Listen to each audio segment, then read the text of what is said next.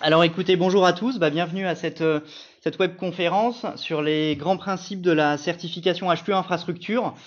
Alors l'objectif de la conférence d'aujourd'hui, c'est on va dire, de vous apporter une connaissance générale de la certification infrastructure dans ses grands principes. Sachant qu'il y aura ensuite, donc là vous êtes sur un cycle de webconférence, et vous en aurez ensuite deux conférences supplémentaires, l'une sur l'approfondissement technique de cette certification que je ferai au mois de septembre, et ensuite une autre d'un témoignage du Conseil départemental du Nord qui vous apportera un témoignage sur la certification. Donc là, vous êtes sur un cycle et là, c'est la première webconférence de ce cycle. Alors HQE Infrastructure, on va le voir dans quelques instants, mais il faut savoir que c'est une certification très récente dans l'histoire de Certivea puisqu'elle est sortie fin 2014 et qu'elle est issue de l'ancienne certification route durable qui avait été élaborée en partenariat avec le Conseil départemental du Nord. Partenariat Conseil départemental du Nord et Certivea qui ont abouti en 2010 à la sortie de cette certification route durable. Il a fallu 4 ans un petit peu de maturation de cette certification pour finalement qu'elle devienne la HQE infrastructure. Donc quelque part, cette ancienne certification route durable a finalement rejoint la famille des certifications HQE. Donc voilà, on va prendre à peu près une petite heure aujourd'hui pour parler de cette certification-là. On va faire à peu près 40 minutes, 3/4 d'heure de présentation. Là, j'ai coupé vos micros, comme ça, il n'y a pas d'interférence, et ensuite je les rallumerai, et on pourra avoir à peu près 10 minutes, un quart d'heure de questions-réponses. Vous pourrez me poser toutes les questions que vous voulez. Alors moi, simplement pour me présenter très rapidement, moi je suis Maxime Lepage, responsable technique territoire chez Certivea, donc je travaille à la direction recherche et développement et je suis chargé de développer et de mettre à jour, on va dire, l'ensemble des certifications territoire de notre offre. Voilà, je vais faire, même si vous connaissez Certivea, il y en a peut-être parmi vous qui sont moins familiers, donc je vais refaire une présentation très rapide de Certivea. Dans cette webconférence aujourd'hui, on va représenter d'abord les éléments généraux et l'historique de cette certification, parler un petit peu du référentiel technique, mais pas dans le détail puisque ça sera l'objet de la deuxième webconférence sur l'approfondissement. On va parler du process de certification et la manière dont on intervient en audit. Et enfin, on va parler des bénéfices de cette certification, à la fois pour les maîtres d'ouvrage, de manière générale. Et en conclusion, je ferai une petite ouverture puisqu'il y a un projet que nous menons actuellement à Certivea qui est l'ouverture de cette certification vers les infras non routières puisque aujourd'hui HQE infrastructure ne s'applique qu'aux opérations routières et on est en train de mener un projet actuellement chez Certivea justement pour étendre cette certification vers d'autres types d'infrastructures. Donc on en parlera, je vous en parlerai à la fin en conclusion. Alors, très rapidement, vous représentez Certivea. Nous sommes filiales du Centre scientifique et technique du bâtiment, créé en 2006. Nous sommes à peu près 45 personnes aujourd'hui et nous sommes le leader français de la certification des bâtiments non résidentiels et territoires durables. Donc, notre vocation, on va dire, c'est d'accompagner les acteurs, les professionnels du secteur de la construction et de l'aménagement du territoire. Donc, quelque part, d'être un partenaire du changement pour l'ensemble des acteurs de cette filière. Et donc, nous développons, on va dire, une gamme de certifications environnementales et développement durable, à la fois sur les bâtiments, puisque le bâtiment est quelque part notre cœur de métier, mais aussi depuis quelques années sur les territoires, et ça va être évidemment le sujet de cette conférence d'aujourd'hui. Alors justement, les certifications que nous proposons vont toucher différents domaines. Bien sûr, les bâtiments non résidentiels, bâtiments tertiaires, équipements sportifs, donc par le biais de la HQE construction, rénovation et exploitation. Les certifications de territoire durable, sujet bien sûr de la conférence d'aujourd'hui. Sur les territoires durables, nous avons principalement deux grandes offres, HQE aménagement et HQE infrastructure. Donc la certification HQE infrastructure est vraiment l'un des deux produits clés de Certivea relativement à notre offre territoire. Et on ne va pas en parler aujourd'hui, mais nous développons également des certifications d'acteurs et de compétences et nous délivrons des labels performance énergétique et autres. Voilà, alors sur notre offre territoire, nous nous adressons aux aménageurs et aux collectivités. Et l'idée, c'est de valoriser la mise en place de démarches développement durable, on va dire, sur des projets d'aménagement de territoire. Donc HQE aménagement pour des opérations d'aménagement de territoire, de type ZAC, permis d'aménager, etc. et la certification HQE infrastructure aujourd'hui pour les routes, les infrastructures routières. Donc voilà, on va dire notre offre aujourd'hui sur l'échelle territoire.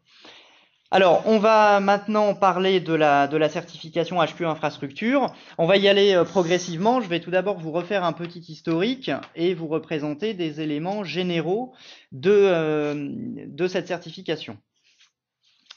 Alors, déjà, la certification HQE infrastructure va concerner tout type d'opérations routières en construction ou rénovation. Donc, autrement dit, les voies routières nouvelles, qu'on appelle les déviations, mais aussi les routes en rénovation. Alors, dans le jargon, ça peut être une transformation assez significative d'une route. Donc, c'est ce qu'on appelle des modifications ou transformations significatives. Par exemple, ça peut être le passage d'une route à 2x2 voies, par exemple. Ou alors, on peut se trouver face à une rénovation plus légère, c'est ce qu'on appelle les aménagements en place d'une voie routière existante. Donc là, on va dire que ça va être des travaux moins significatifs. Donc tout ça pour dire que la certification HQE infrastructure s'applique à des opérations routières à la fois en construction et rénovation. Alors aujourd'hui, HQE infrastructure est adaptée aux projets routiers, mais, et on va en parler tout à l'heure en conclusion, elle est destinée à évoluer vers d'autres types d'infrastructures, que ça soit ferroviaire, le tram, le train, le métro, transport urbain, voire transport par voie navigable, voire même d'autres types d'infrastructures autres que transport. Voilà. C'est d'ailleurs pour ça que nous avons choisi la dénomination HQE infrastructure, puisque c'est une marque et une dénomination générique, 100% générique. Alors aujourd'hui, ce qu'il faut bien voir, c'est que le demandeur de la certification, c'est le maître d'ouvrage du projet routier, au sens large, sachant que cela va dépendre du type de route concernée. C'est toujours la collectivité, mais tout va dépendre du type de route. Si le projet est une route départementale, le maître d'ouvrage va être le département. Si la route est une voie communale, ça va être la commune. Voilà, donc tout dépend, on va dire, du type de route, sachant que c'est, d'une manière générale, la collectivité. Bon, aujourd'hui, parmi nos opérations certifiées, nous n'avons que des routes départementales, donc quelque part, les maîtres d'ouvrage aujourd'hui certifiés ne sont que les départements. Alors, cette certification HQE infrastructure était l'ancienne certification route durable et elle avait été initiée à l'époque en partenariat entre Certivea et le Conseil départemental du Nord. Et pendant 4 ans, donc de 2010 à 2014, nous avons eu 6 opérations routières certifiées par le Conseil départemental du Nord sur la base du référentiel route durable. Alors, on a constaté quelques limites dans cet ancien référentiel route durable, et quelque part, il y avait un besoin de faire évoluer cette offre, afin quelque part, d'une part, de la rendre plus accessible, plus pragmatique, simplifier le référentiel, puisque le référentiel était assez conséquent. Vous aviez 24 thématiques. À l'intérieur des thématiques, vous aviez toute une batterie d'indicateurs. On va dire le référentiel était quelque part assez lourd. Donc l'un des enjeux, c'était de rendre vraiment cette offre plus accessible, de simplifier les indicateurs, de simplifier les thématiques, quelque part de ne garder que les indicateurs essentiels. Également d'être applicable à tout type de projet routier, projets structurants comme petits projets locaux. Parce que l'une des faiblesses de la certification route durable, c'était que, on va dire, elle s'appliquait bien pour des grands projets, plus difficilement pour des petits projets locaux. Donc là, l'un des enjeux on va dire, de transformer route durable en HQE infrastructure, ça a été vraiment de simplifier le référentiel et de le rendre applicable à des petits projets. Et aussi, bien sûr, c'était de permettre la diffusion de la démarche à d'autres collectivités et départements que le département du Nord. Le département du Nord s'était bien sûr bien approprié cette certification puisqu'il avait déjà la démarche route durable. C'est vraiment ce département qui a initié la démarche route durable. Donc, il s'est bien approprié le référentiel. Malheureusement, la démarche n'a pas vraiment essaimé dans d'autres collectivités et dans d'autres départements. Donc, c'était aussi le but, on va dire, de simplifier la démarche, c'était de permettre sa diffusion vers d'autres départements. Donc, quelque part, cette marque route durable est devenue HQE infrastructure et est rentrée dans le giron des différentes marques, j'allais dire sous la houlette de l'association HQE et dans la famille des certifications HQE. Là encore, pour plus de lisibilité. Et donc, c'est aujourd'hui, avec HQE Aménagement, une de nos certifications clés parmi nos certifications de territoire durable. Alors, comment s'est passé le passage de route durable à HQE infrastructure? On l'a testé pendant à peu près un peu plus d'un an, donc en V0 sur plusieurs opérations pilotes. Et là, ce qui a été intéressant, c'était que c'était au sein de différents départements, pas seulement le département du Nord. Donc on a eu 9 opérations pilotes supervisées par 7 chefs de projet de différentes collectivités. Et on a bénéficié en plus de retours supplémentaires du conseil départemental du Nord, qu'il a également testé en interne sur d'autres projets. Donc ça nous a fait quand même pas mal de retours d'expérience. Alors vous voyez parmi les différents départements qu'on a eu, on a eu quand même pas mal. On a eu le département du Pas-de-Calais, de l'Eure, de l'Indre-et-Loire, de la Somme, de la Vendée. Voilà, donc quelque part d'autres départements que le Nord. Alors voilà, en termes de planning, donc on a testé on va dire ce pré-référentiel HQE infrastructure en 2013. On a eu un an de tests, quelques mois de retour d'expérience et de groupes de travail pour finalement lancer le référentiel en fin 2014. Donc vous voyez que c'est un référentiel très jeune dans l'histoire de Certivia. Alors si on reprend quelque part l'enjeu de la démarche HQE infrastructure, c'était déjà le même enjeu pour lancer une certification route durable. L'enjeu, c'est, on va dire, comme toute certification HQE, on va retrouver l'environnement, mais on va retrouver aussi d'autres thématiques du développement durable, le social et l'économique. Donc l'enjeu général de la démarche et de la certification HQE infrastructure, c'est de valoriser la contribution d'une route à la vie sociale et économique, comme à l'aménagement du territoire, par la prise en compte de toutes les thématiques du développement durable. Donc quelque part, c'est de montrer et de valoriser en quoi la route va contribuer réellement à un projet de territoire. Alors là, je parle bien du développement durable au sens large parce que nous sommes bien sur une certification multicritère, globale et intégrée, qui prend bien en compte l'ensemble des thématiques du développement durable, pas seulement le pilier environnemental. On va y revenir tout à l'heure quand on verra les différentes thématiques, mais ça c'est important de l'avoir en tête, c'est qu'on est bien là sur une certification développement durable au sens large, global, puisqu'on est bien sur l'ensemble des piliers du développement durable. On va trouver différents éléments dans ce référentiel, on va le voir tout à l'heure. On va attester de la prise en compte par le maître d'ouvrage de différents éléments. Déjà, l'inscription du projet routier dans les grands enjeux du territoire, la cohérence avec les enjeux territoriaux, les documents de planification qui peuvent exister à l'échelle du territoire. Une certification qui est par nature très contextuelle, comme l'ensemble de nos certifications territoire, c'est-à-dire qu'on regarde bien la route comme étant un maillon de l'aménagement du territoire. Ça, c'est un point extrêmement important. On va retrouver tout ce qui est concertation, donc le référentiel va apporter et va demander différentes exigences sur la concertation avec les différentes parties prenantes. Bien sûr, un point clé pour un projet routier. Et on va avoir aussi un volet performantiel, donc ça on va en parler dans quelques instants, sur les 3 piliers du développement durable. Donc on est sur une démarche qui va proposer différentes thématiques et différents indicateurs pour attester d'une performance d'un projet routier. Donc ça c'est un point également important à avoir en tête. Et on est bien sûr sur la limitation de l'impact environnemental de la route et des nuisances générées par le projet. Là je dis bien limitation parce que bien évidemment une route par nature va avoir quand même un impact assez important sur l'environnement et sur les populations, bien sûr, il ne s'agit pas de dire que la route n'a plus du tout d'impact, mais par contre, on va essayer de la limiter. L'objectif, c'est que le maître d'ouvrage se pose les bonnes questions pour essayer de limiter au maximum les nuisances environnementales et d'une manière plus générale, les nuisances causées par le projet. Ce qui est important d'avoir en tête aussi, c'est que HQE Infrastructure, c'est un outil d'accompagnement qui consiste à donner différents repères aux maîtres d'ouvrage tout au long du projet et quelque part de leur apporter rigueur, méthode et structure tout au long de leur projet, depuis les études préalables jusqu'à la réalisation de l'infrastructure.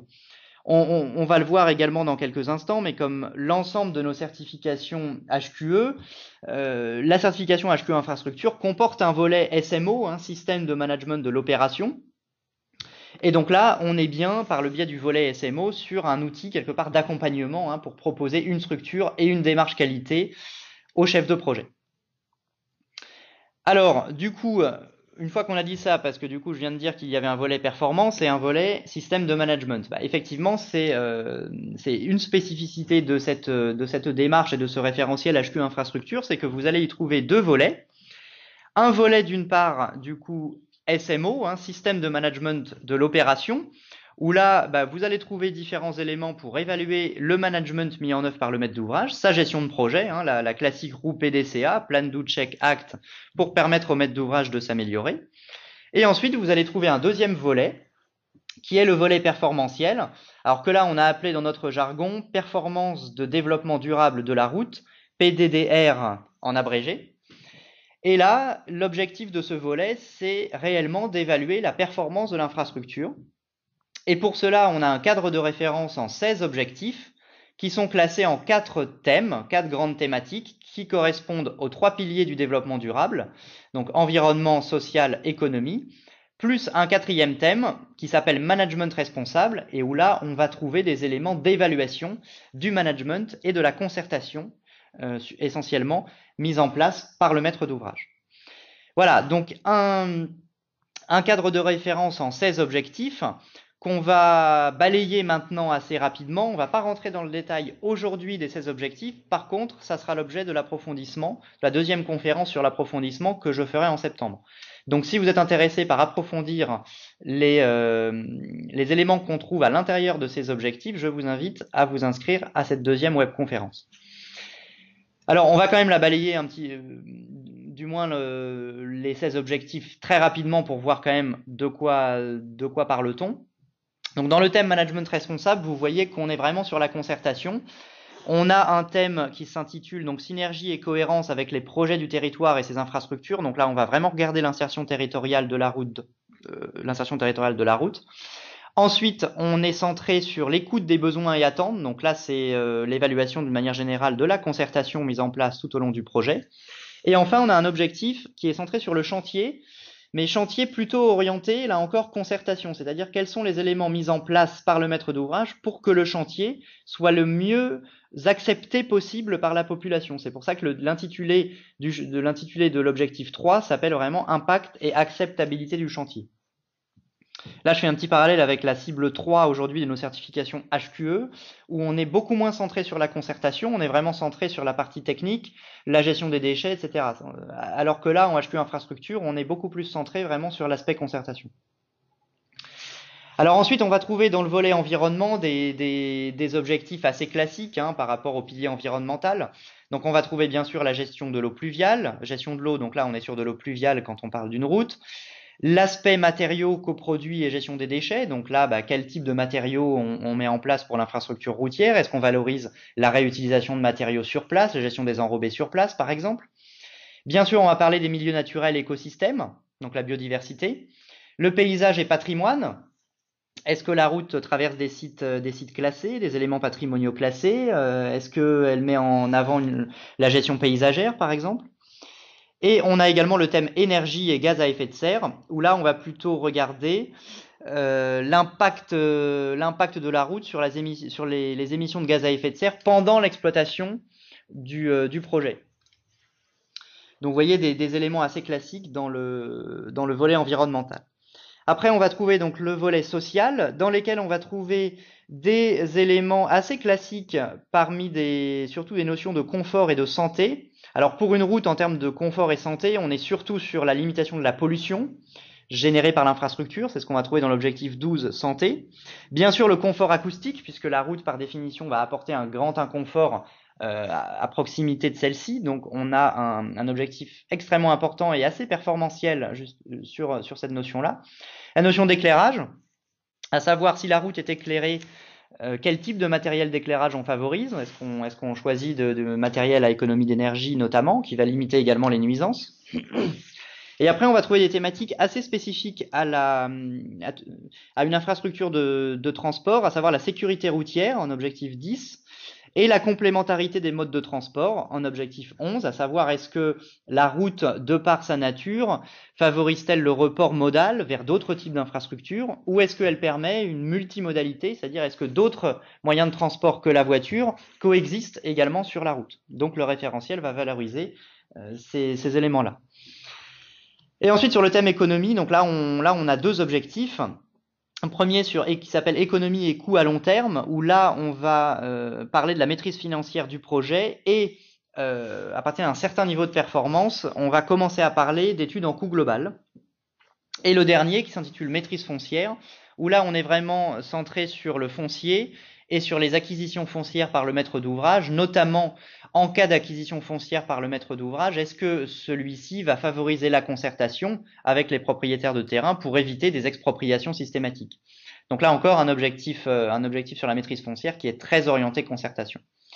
Voilà, donc là vous avez, on va dire, on a balayé rapidement l'ensemble des 16 objectifs que vous allez trouver dans le volet évaluation de cette certification. Donc vous voyez qu'on est vraiment sur toutes les thématiques du développement durable, l'environnement, le social, l'économie, et qu'on a un volet concertation qui est très très important, bien sûr à travers le thème management responsable, mais aussi à travers d'autres objectifs où on va retrouver des éléments de concertation. Je pense notamment à la maîtrise foncière, ce dont on vient de parler.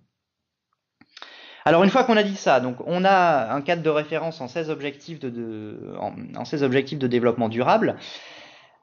Un petit peu comme nos certifications actuelles HQE bâtiment, nous avons 3 niveaux de performance par objectif. Donc ce sont d'ailleurs les mêmes intitulés. Donc nous avons des niveaux bases, des niveaux performants et des niveaux très performants sur l'ensemble de ces objectifs. Sachant que le niveau base, correspond, ça c'est assez classique, correspond à la réglementation ou à la pratique courante, à l'état de l'art. Les niveaux performants et très performants correspondent respectivement à des bonnes pratiques et très bonnes pratiques d'une infrastructure routière. Parfois, au niveau très performant, on va même jusqu'à des pratiques innovantes. Le principe de la certification HQE infrastructure, c'est qu'on est sur une certification complètement contextuelle et le maître d'ouvrage va se déterminer un profil, ce qu'on appelle le profil développement durable sur son opération. Donc là, on est vraiment sur la même philosophie et la même approche que HQE construction, à savoir que sur les 16 objectifs de développement durable, on ne va pas demander au maître d'ouvrage d'atteindre systématiquement le meilleur niveau, le niveau très performant partout.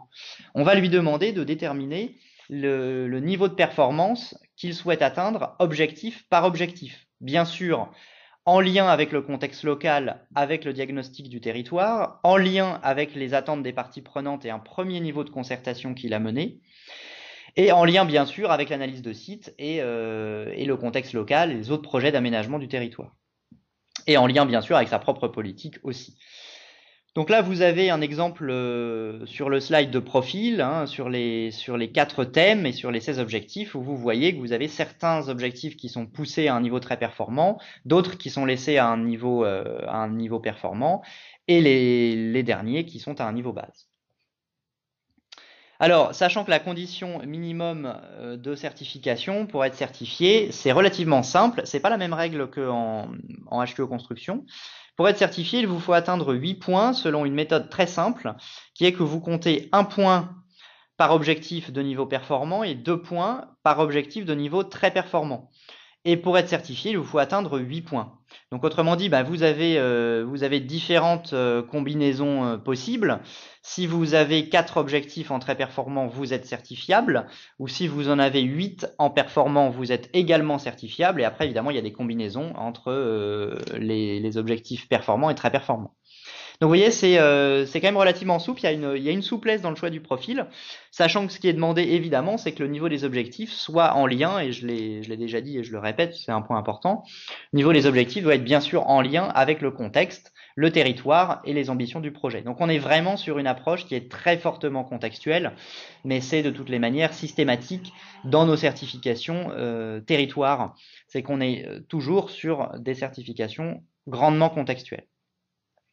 Alors là encore, pour aller plus loin sur le référentiel technique et sur le volet évaluation, notamment sur la méthode d'évaluation et le contenu des objectifs, encore une fois, je vous encourage à vous inscrire à la deuxième webconférence qui sera le 12 septembre sur l'approfondissement technique, où là on rentrera vraiment dans le détail de plusieurs objectifs parmi les 16 et on verra la manière dont on évalue très concrètement un objectif. Alors, quelques exemples quand même pour donner un tout petit peu de contenu, même si on ne va pas forcément aller plus loin aujourd'hui. Quelques exemples. Donc, le niveau base, j'ai déjà dit que ça correspondait au respect de la réglementation, notamment les études d'impact, et des dispositions techniques qui correspondent à l'état de l'art. Alors, quelques exemples sur quelques objectifs.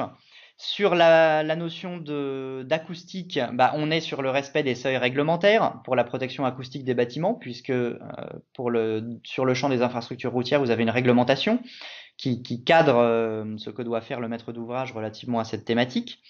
Pour la partie eau pluviale, vous avez le respect de la transparence hydraulique pour les eaux de surface. Et pour l'objectif sécurité notamment, bah, vous avez le respect des normes applicables en la matière, des normes de l'état de l'art sur les notions de sécurité, visibilité, lisibilité. Donc là, vous êtes sur des éléments de toute façon réglementaires ou on va dire état de l'art que le maître d'ouvrage doit respecter. Ensuite, au niveau performant, très performant, on est sur des bonnes et très bonnes pratiques. Donc des choses qui vont généralement au-delà de la réglementation et de l'état de l'art. Alors là, ce que je voulais apporter comme petite précision à ce sujet-là, est que quand on dit sur le HQE infrastructure bonne pratique ou très bonne pratique, on n'est pas forcément sur des éléments techniques. On peut être sur des pratiques de gestion de projet qui vont plus loin que des pratiques courantes. On peut être aussi sur des éléments de concertation qui sont supérieurs aux pratiques courantes et aux pratiques réglementaires. Bon, en termes de concertation, vous avez des éléments exigés par la réglementation, hein, des éléments de concertation réglementaire, des enquêtes publiques notamment. Là, dans le référentiel HQ infrastructure, à des niveaux performants et très performants, on demande d'aller plus loin que ces éléments réglementaires. Donc on n'est pas forcément au niveau de performant, très performant, c'est important d'avoir ça en tête, on n'est pas forcément sur des éléments vraiment purement techniques. Alors bien sûr, il peut y en avoir. Vous avez des éléments, notamment par exemple sur le confort acoustique, où là, en performant très performant, on doit mettre en place des éléments techniques, on va dire, qui vont un petit peu au-delà de l'état de l'art. Mais c'est pas systématique. Alors, quelques exemples. Justement, bah, sur la partie sécurité, le fait de réaliser un audit sécurité et d'une visite de sécurité avant mise en service par une personne, par une entité extérieure à l'équipe projet. Donc ça, c'est un élément, vous voyez, un élément quelque part de gestion de projet qui va au-delà de la réglementation des pratiques courantes sur la partie sécurité. Un autre exemple, bon, bah, l'amélioration des seuils réglementaires pour la protection acoustique des bâtiments. Donc là, pour respecter ça, on va être là sur des éléments techniques hein, qui vont être supérieurs à l'état de l'art. Et un autre élément, sur la partie maîtrise foncière, au niveau performant, très performant, on va aller jusqu'à demander au maître d'ouvrage d'éviter l'expropriation systématique des propriétaires fonciers, donc de rentrer dans une logique de concertation avec eux et de leur proposer des indemnisations ou des éléments compensatoires qui vont être le mieux possible acceptés par eux. Et donc là, vous allez trouver des éléments sur un nombre minimum, un pourcentage minimum de propositions d'indemnisation et de compensation qui ont été acceptées par les, par les propriétaires de terrain. Voilà, donc là, des éléments de concertation qui sont au-delà des pratiques courantes. Voilà. Alors ça, c'était un autre élément pour vous montrer un petit peu la progressivité entre, entre les niveaux bases performants, très performants. Un exemple sur l'indicateur sur l'objectif 6 de la gestion de l'eau, où en base, on demande de concevoir les ouvrages d'eau pluviale, de rétention des eaux pluviales en adéquation avec la réglementation et l'état des lieux, de respecter la réglementation et l'état de l'art, et de faire un état des lieux de la ressource en eau, vraiment des éléments qui correspondent à la réglementation. Ensuite, au niveau performant, on va un petit peu plus loin, puisqu'on demande de justifier d'une stratégie d'assainissement en prenant en compte d'autres contraintes que les éléments strictement réglementaires, notamment l'anticipation de l'exploitation. Et on demande d'étudier le recours à des techniques alternatives de gestion des eaux pluviales. Même si on ne les met pas en place, on demande au moins à ce qu'il y ait une étude de faisabilité. Donc on va un petit peu plus loin que la réglementation. Et ensuite, au niveau très performant, on pousse la réflexion et la technique encore plus loin, puisque là, on demande de mettre en place des techniques alternatives. Donc là, si on veut être très performant sur l'indicateur en question, on doit non seulement étudier le recours à des techniques alternatives, mais aussi les mettre en place. Donc là, vous voyez quelque part la progressivité du niveau base au niveau très performant dans les niveaux de performance. Bon, un autre exemple, mais on vient d'en parler, c'est sur la maîtrise foncière. Là, c'est également un exemple de progressivité des niveaux base jusqu'à très performants qui montre le degré de concertation qui est de plus en plus optimal. Ou au niveau base, sur l'acquisition foncière, on va demander d'identifier les parcelles, bien sûr, concernées par les emprises du projet et qui font l'objet d'une acquisition foncière par le maître d'ouvrage. Donc déjà avoir un état des lieux sur le foncier. Et ensuite, de respecter la réglementation, sachant que la réglementation rend possible des expropriations systématiques. Par contre, en performant et en très performant, on va entrer dans des logiques de négociation nécessaires avec les propriétaires fonciers pour justement éviter l'expropriation systématique. Et vous voyez que là, on a X% des propositions d'indemnisation qui doivent faire l'objet d'un accord amiable, sachant que le pourcentage, c'est 50% au niveau performant et 75% au niveau très performant. Donc là, vous voyez, la progressivité entre le niveau base et le niveau très performant est jugée là sur le degré de concertation qu'on va mettre en place avec les propriétaires fonciers. Donc là, on est, vous voyez que sur cet objectif 16, là, on n'est pas du tout sur un objectif technique. Là, le niveau très performant ne correspond pas à des dispositifs techniques poussés, mais ça correspond à une concertation poussée. Voilà ce que je voulais vous dire aujourd'hui sur le référentiel, vraiment le référentiel de certification, sachant qu'on développera tout ça dans l'approfondissement technique qui aura lieu en septembre. Alors, quelques éléments maintenant sur le process de certification. Alors, bien sûr, bon, ça vous le savez, mais comme l'ensemble des certifications de Certivea, nous sommes en certification tierce partie totale, c'est-à-dire que nous missionnons des auditeurs qui sont experts et indépendants, qui sont missionnés et formés par Certivea, et qui sont à la fois extérieurs au projet et extérieurs à l'organisme de certification. Donc ça permet bien sûr de l'impartialité, transparence et neutralité pendant l'audit. Et l'audit est basé sur des moments d'échange autour du projet. Donc ça, c'est important, c'est que nous missionnons un auditeur qui intervient sur site. Enfin, quand je dis sur site, c'est chez le maître d'ouvrage pour vérifier l'auto-évaluation du maître d'ouvrage. Donc ça, c'est le principe pour l'ensemble de nos certifications. C'est toujours le cas, bien sûr, pour la certification HQE infrastructure. Alors, en termes de process, il va y avoir en HQE infrastructure 4 audits. Sachant que bien sûr que le maître d'ouvrage, si jamais il le souhaite, peut nous demander de réintervenir, nous demander de refaire un audit supplémentaire tout au long du processus. Mais on va dire de base, nous proposons 4 audits de certification, à savoir un audit à la fin de la phase de programmation, donc à la fin des études préalables, un audit en fin de conception, un audit pendant le chantier et un audit après la mise en service. Donc là, on est très proche du process de certification qu'on a en HQE bâtiment, sauf que nous avons un audit pendant le chantier aussi. Voilà. Ce que nous ne trouvons pas en HQE bâtiment. Donc, par contre, nous sommes sur un process de certification, comme vous le voyez, par phase et non par cycle. Pour ceux qui connaissent, par exemple, la certification HQE exploitation ou HQE aménagement, c'est pas exactement le même process puisque ce sont des certifications cycliques, à savoir qu'on a un audit d'admission et ensuite on réintervient tous les ans. Alors que là, en HQE infrastructure, ça n'est pas le cas. Ça n'est pas une certification cyclique, ça n'est pas un process cyclique. On intervient vraiment à 4 moments clés: fin de programmation, fin de conception, pendant le chantier et après la mise en service. Alors, bien sûr, comme l'ensemble de nos certifications HQE, l'un des intérêts de cette démarche, c'est que c'est vraiment un outil d'accompagnement et que le maître d'ouvrage est certifié dès le premier audit, à l'issue du premier audit. Donc, le premier audit étant celui de programmation, le maître d'ouvrage peut déjà avoir un certificat dès la phase de programmation et commencer à communiquer sur le fait qu'il est certifié HQE infrastructure. Et donc peut utiliser le logo et le droit d'usage de la marque HQE infrastructure. Ça, c'est quelque chose qu'on retrouve sur l'ensemble de nos certifications et vous le retrouvez bien sûr ici en HQE infrastructure. Alors, en termes de coût de la certification, vous m'auriez certainement posé la question tout à l'heure pendant les questions-réponses. Quel est le coût de cette certification? Alors, il est tout simplement fonction de l'ampleur de l'opération routière et il est en corrélation directe avec le coût des travaux. Donc là, vous avez en fait nos 4 tranches de prix. Fonction du coût des travaux des projets routiers, l'idée c'est de dire plus on a affaire à une opération structurante avec un budget important et plus le coût de la certification va augmenter. Bon, vous voyez que c'est quand même relatif parce que nous sommes globalement entre 30 et 40 000 euros sur une opération, donc ça ne varie pas énormément entre une petite opération et une opération importante. Bon, la dernière tranche de prix pour des opérations vraiment structurantes avec un coût des travaux très important, là nous n'avons pas mis de prix dans ces cas-là. On demande au maître d'ouvrage de nous consulter et en fonction de l'opération, on fera une proposition. Mais là, vous avez en tout cas l'ensemble de nos coûts. Alors, une chose importante dont je voulais vous parler également aujourd'hui, je pense que vous êtes au courant bien sûr du processus.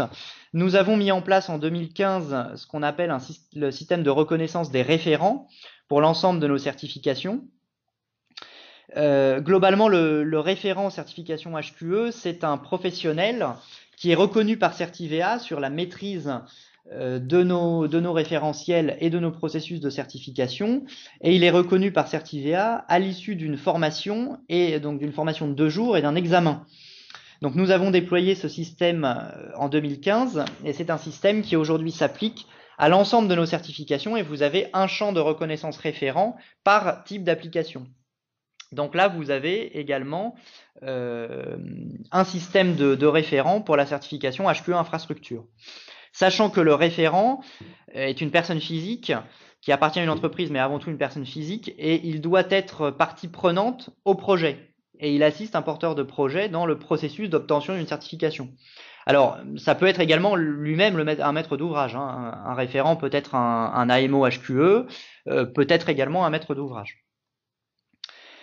Sur la certification HQE infrastructure, nous avons une particularité, c'est que en fait la présence d'un référent sur l'opération routière, donc dans l'équipe projet, va permettre au maître d'ouvrage de bénéficier d'un allègement du process de certification et donc du coût associé.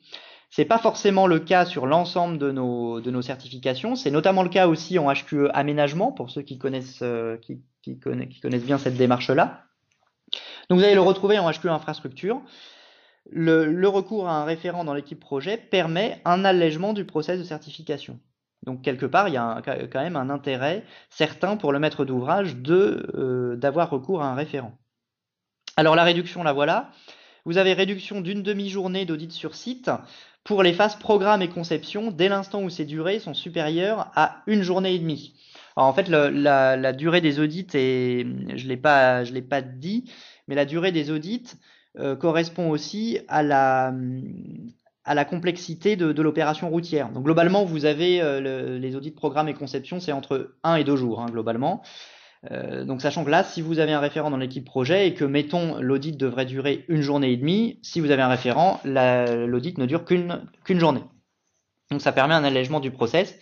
Et l'audit chantier, l'audit en cours de chantier, est rendu facultatif pour le maître d'ouvrage. Donc autrement dit, c'est un audit qui peut sauter. Bien sûr, si le maître d'ouvrage souhaite quand même qu'on intervienne en cours de chantier, bah c'est bien entendu possible. Alors, si vous voulez en savoir plus sur le système de référent, n'hésitez pas à aller sur notre site internet. Vous avez la liste de tous nos référents certifiés attestés, par type d'application. Sachant que, pour information, la prochaine formation pour devenir référent HQE infrastructure, notez-la si vous êtes intéressé, c'est au mois d'octobre, ce sont les 6 et 7 octobre 2016. Donc il y aura une session pour devenir référent de 2 jours, en formation de 2 jours, sur le référentiel et le process de certification, et ensuite un examen sous forme de QCM le 2e jour. Voilà donc pour le process de certification. Enfin, on va prendre quelques minutes pour parler globalement des bénéfices de cette certification. Qu'est-ce qu'elle peut apporter pour les maîtres d'ouvrage? Alors, parmi les bénéfices, déjà, je citerai en premier le fait que c'est une démarche vraiment méthodologique.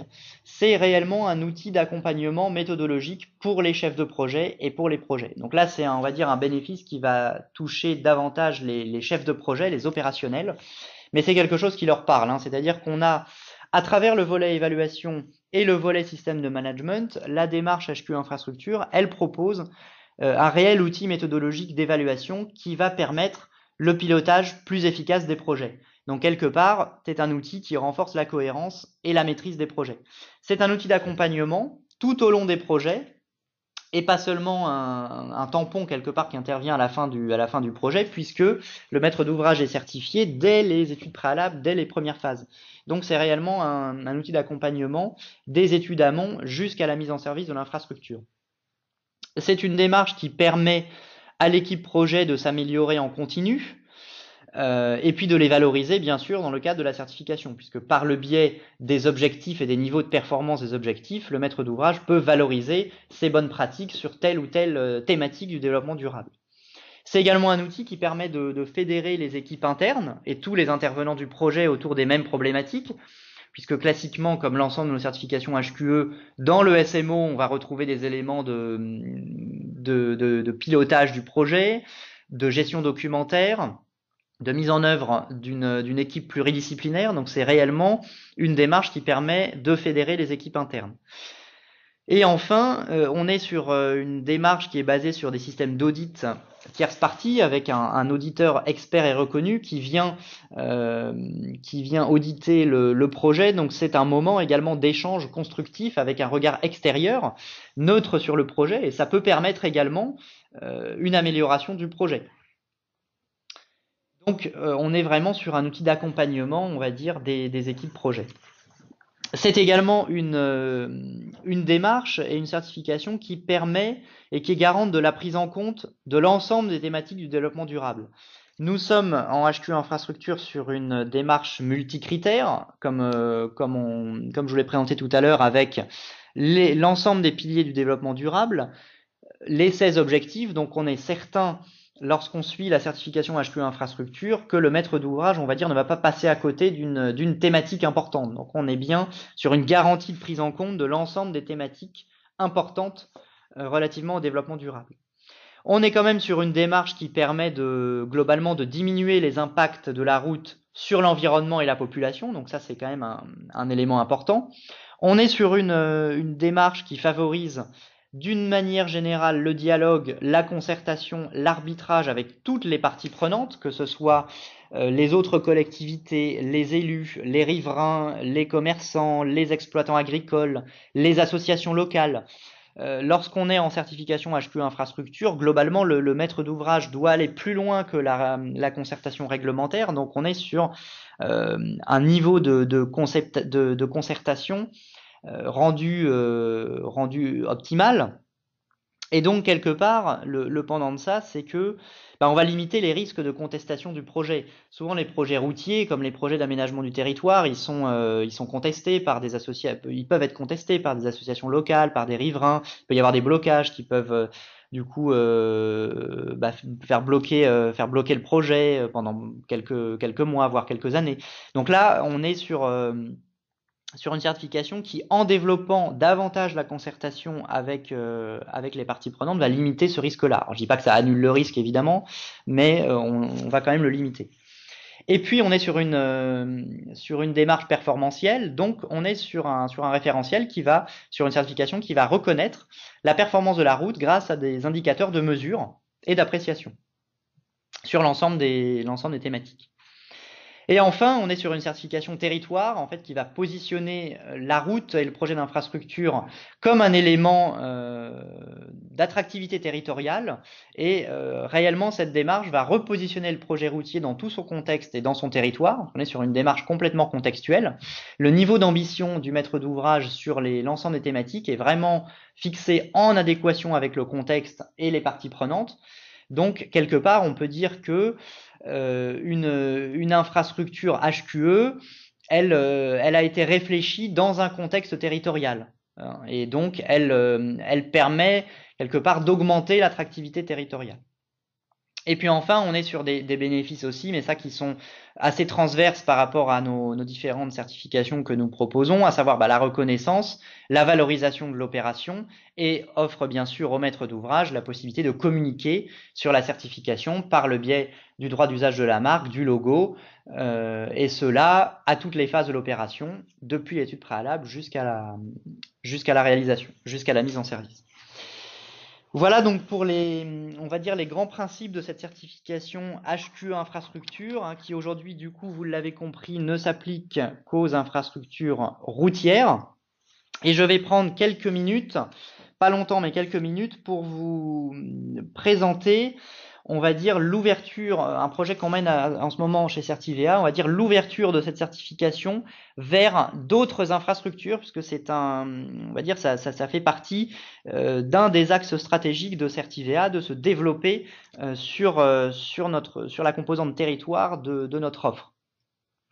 Donc nous sommes en fait actuellement sur une offre pilote en ce moment sur cette certification-là, c'est-à-dire que nous souhaitons l'ouvrir à d'autres types d'infrastructures, toujours en construction ou rénovation, mais cette fois-ci pas limitées aux infrastructures routières. Donc là, on va trouver beaucoup de choses. On va trouver prioritairement quand même tout ce qui est infrastructure de transport de personnes ou de marchandises, alors autre que la route. Donc là, on va être surtout sur les transports urbains, tram, train, métro, bus à haut niveau de service, tout ce qui est voie navigable, également transport par câble, téléphérique, funiculaire, etc. On va trouver également tout ce qui est infrastructure de transport d'énergie, d'eau et production d'énergie. Tout ce qui est infrastructure souterraine à occupation passagère, donc qui par définition, comme ce sont des infrastructures souterraines, bah, ne peuvent pas prétendre à une HQE bâtiment. Donc là, moi je pense par exemple à tout ce qui est station de métro, parking souterrain, gare souterraine, etc. Et puis on va trouver également des opérations d'infrastructures qui sont un petit peu d'envergure, comme les ports, aéroports, héliports, voire tout ce qui est gare, parking aérien. Alors là, quand je dis gare, je pense pas je pense vraiment au pôle d'échange dans son ensemble, à toute l'infrastructure de gare dans son ensemble, prenant à la fois les voies ferrées, les aménagements des parvis, voire même les parkings de bus éventuellement, les dépôts de bus éventuellement associés à la gare s'il y en a, parce que souvent il y a des reports modaux vers d'autres modes de transport. Là, je parle vraiment de la gare au sens large et pas du bâtiment gare qui lui va rentrer dans le champ d'application HQE bâtiment.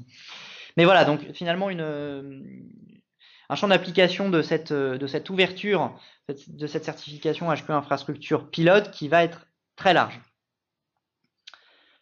Donc nous, ce qu'il faut savoir, c'est que nous sommes actuellement justement à la recherche d'opérations pilotes, donc qui correspondent à ce champ d'application que je viens de vous citer là, pour pouvoir quelque part tester un référentiel qui existe aujourd'hui en forme V0, version de test. Donc nous sommes à la recherche d'opérations pilotes. Donc n'hésitez pas à faire passer le mot et à partager cette information-là. Sachant que nous visons une sortie du référentiel HQ infrastructure, donc générique à tout type d'infra. Bon, le planning n'est pas encore validé, mais ça serait globalement fin d'année prochaine, globalement fin 2017. Voilà. Bon, c'est un planning estimatif pour l'instant, mais nous menons un projet actuellement au sein de Certivia justement pour étendre cette offre HPE infrastructure à d'autres types d'infra que la route. Donc voilà, ça me paraissait important de conclure un petit peu là-dessus. Vous dire que HPE infrastructure existe pour les routes et a un historique puisque c'était l'ancienne certification route durable et que du coup, ben, le passé route durable, l'avenir HPE infrastructure ouvert à d'autres types d'infra. Voilà, bah écoutez, je vais rallumer vos micros et puis je vous propose du coup une petite série de questions-réponses si jamais vous en avez. Donc je vais rallumer vos micros.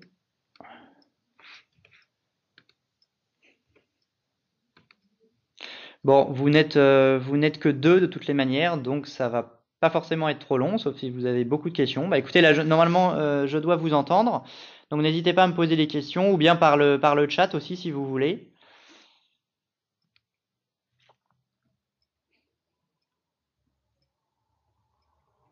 Alors, est-ce que vous avez des questions, sachant que pour l'instant, je n'entends rien?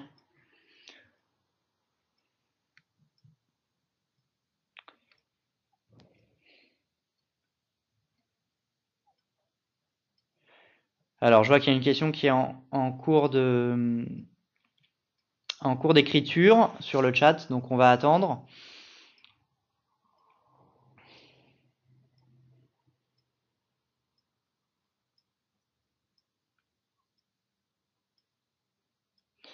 N'hésitez pas à me les poser en direct, en audio, hein. Ça sera peut-être plus rapide, mais comme vous voulez.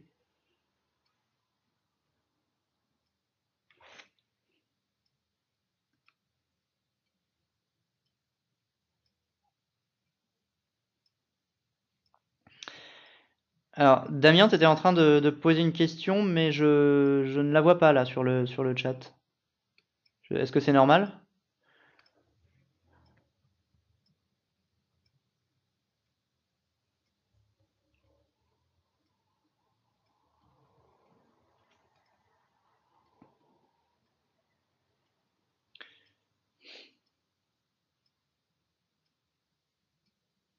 J'ai un doute là, vous m'entendez toujours bien, oui? Comme j'ai aucun retour.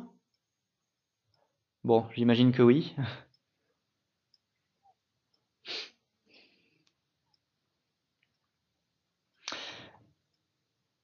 Ok, d'accord, votre micro ne marche pas. Y a-t-il des niveaux de type bon, très bon, excellent? Oui, alors, très bonne question. C'est vrai que j'en ai pas parlé. Alors, on s'était posé cette question-là justement au sein du groupe de travail. C'est un dispositif qu'on avait voulu mettre en place, qu'on avait proposé aux maîtres d'ouvrage de projets routiers, un petit peu comme sur le même principe que la HQE bâtiment, effectivement, qui propose alors par thématique environnement, social, économie des étoiles. Et puis un niveau global, effectivement, bon, très bon, excellent, exceptionnel. Et en fait, c'est une approche qui a pas du tout plu aux maîtres d'ouvrage de projets routiers et aux acteurs de terrain. Donc du coup, on les a écoutés et on n'a pas mis ce système-là en place. Il faut savoir que pour un projet routier, globalement, le grand retour des maîtres d'ouvrage et ce qui les intéresse, c'est de pouvoir communiquer surtout sur le profil, à savoir sur quels objectifs ils ont vraiment poussé en performant et très performant, en lien avec le diagnostic du territoire et en lien avec le territoire. Globalement, les maîtres d'ouvrage, les collectivités ne sont pas comme en bâtiment sur une logique de benchmark, de vouloir afficher une performance globale, de vouloir se comparer avec l'entité d'à côté. On n'est pas du tout sur ces mêmes logiques-là, hein. On est sur des collectivités et une route, et ça n'a rien à voir avec un bâtiment. On n'est pas aussi sur des choses qui peuvent sensibiliser les propriétaires de bâtiments, à savoir attirer des preneurs plus rapidement, ou ce qu'on appelle la valeur verte. On n'est pas du tout sur ces éléments-là, hein, sur une route.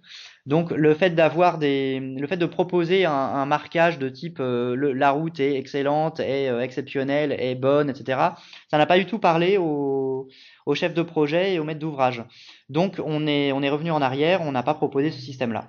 Mais on l'avait envisagé. Donc c'est une très bonne question. Alors, deuxième question. Alors, aller au-delà des exigences réglementaires peut induire le maître d'ouvrage à devoir aller des exigences réglementaires sur l'ensemble de ses opérations, même non certifiées. Alors, ce qui peut freiner l'envie du maître d'ouvrage à aller au-delà de la réglementation. Alors, et ton micro ne marche pas. Alors attends, je vais essayer de relire la question. Euh, Si j'ai bien compris, ta question, c'est le fait d'être en HQ infrastructure, ça va conduire le maître d'ouvrage à devoir dépasser la réglementation sur certaines thématiques, sur la route en cours de certification, et donc ça va quelque part le faire dupliquer cela sur l'ensemble de ses projets, et donc ça peut le freiner de viser un performant ou très performant. Alors ça peut. Moi le bémol que je dirais sur cette remarque-là, c'est que là on est quand même sur une certification complètement contextuelle. Donc un maître d'ouvrage qui va viser par exemple sur une thématique le niveau performant ou le niveau très performant, il y a une raison. C'est parce que le site est très sensible sur ce projet, c'est parce qu'il y a eu une concertation avec des parties prenantes, des riverains, etc., qui ont montré qu'il y a eu un réel enjeu. Donc c'est vraiment adapté au projet en question.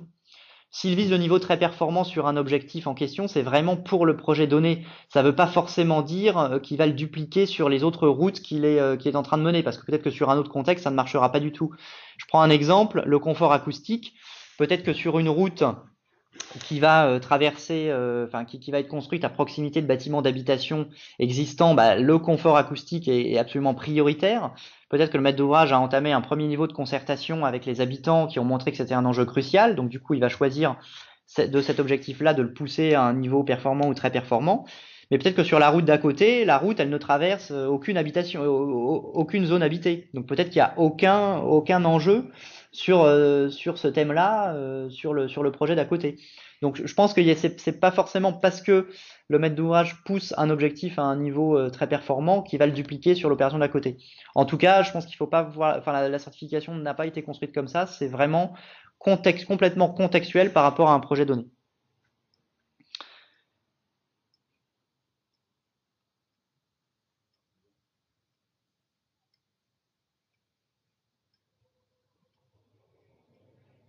Alors, chez les autoroutiers, sujet sensible.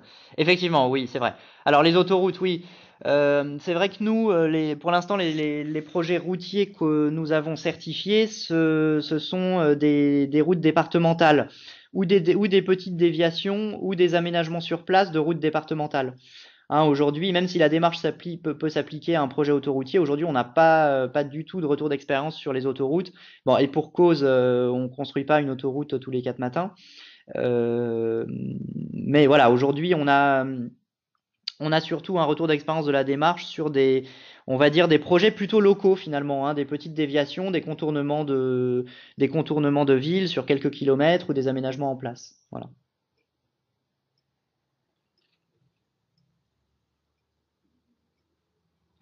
Alors, il y a d'autres questions qui arrivent normalement. Y a-t-il un retour d'expérience sur des gares ferroviaires? Alors bah non, pas encore, puisque c'est ce que je disais en conclusion, c'est que le projet d'extension de HQE Infrastructure, justement sur d'autres types d'infra que la route, c'est un projet qu'on mène actuellement. On est en train de rechercher des opérations pilotes et on va procéder par des audits tests pilotes, là, tout au long de l'année et l'année prochaine. Donc on est en recherche d'opérations pilotes, hein, de type gare ferroviaire ou gare souterraine.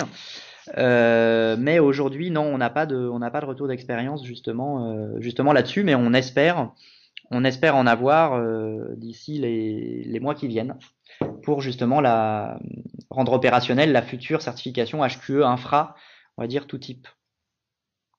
Mais aujourd'hui, non, on n'a pas encore de retour là-dessus.